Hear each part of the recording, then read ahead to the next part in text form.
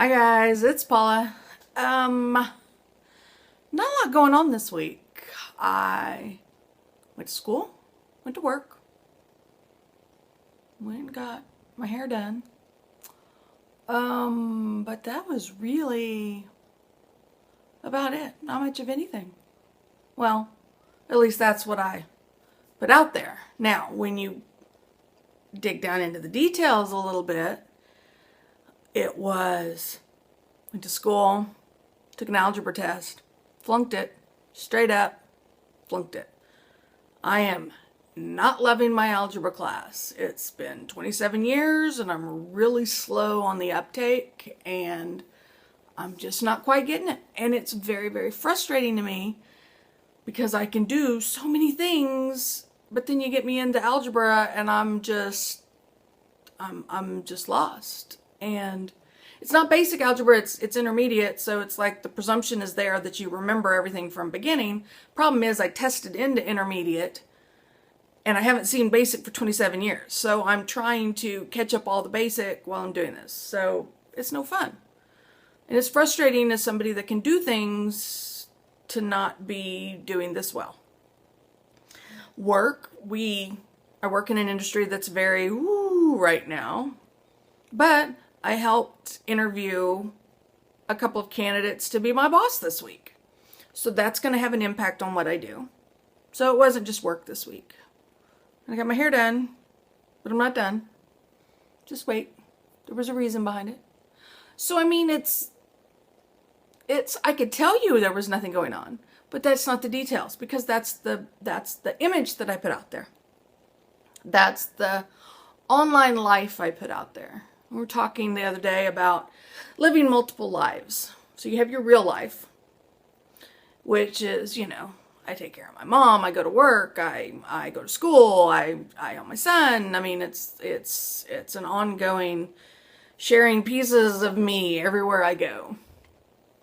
There's the online, which, to be honest, really what I put out there is a lot of this. I just don't always give you the finite details, which is what a lot of people out there do. I mean, they put their life out there and they may put a picture of the most perfect corner of their living room that's all aesthetically pleasing and poised with your cup of tea and your perfect book and all that. But on the other side, just out of camera range is the baskets of laundry, is, all the kids' toys, is everything that you didn't want in the shot, to reflect your image of what you're putting out there because you don't want people to perceive flaws. I don't know. I put my flaws out there all the time because I don't know how not to. I mean, I semi-edit. Of course I semi-edit. And I say of course because even the people in real life, the people I work with, my friends, they don't always know everything. I always say it's my picket fence around the house. You may see something, wow, that's really frizzy. Sorry. You may see something that you like, oh, I want to live your life. No, this is my picket fence and it's not going to work for you. It's one of the things like we were talking about that the dermatologist lady out in New York that was found in the vestibule of the apartment after going out and having a cocaine binge, and she OD'd and the people dragged her down to the vestibule. But in all of the articles, it was, cocaine apartment, this blonde pretty lady had went to this cocaine apartment and had a thing. Well, okay, if she was black, as some of the other articles postulated, so to speak, it would have been called a crack den. She was found at a crack den and it would have been hysterical. But because she was a pretty white lady, it was called a cocaine apartment. So, I mean, it goes back to what I was saying about perception.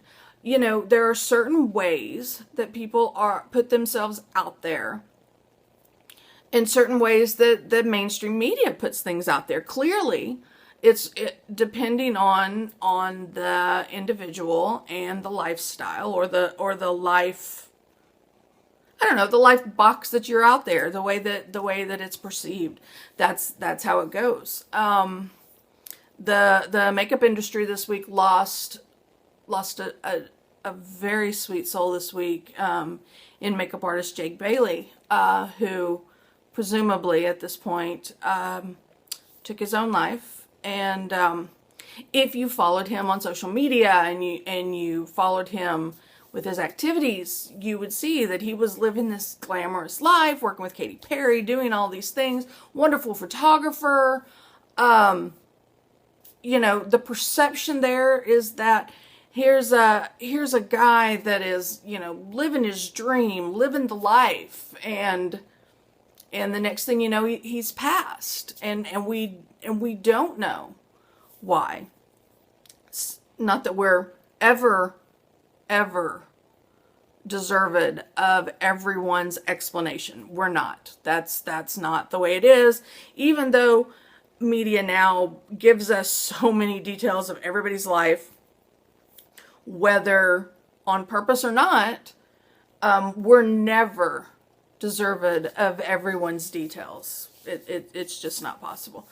But the fact remains is we may not ever know why anyone does anything. And even though the perception that was out there was that, you know, everything was going great, this was clearly a sweet man that had a lot of noise going on that he needed to quiet, and it's such a shame, and it is.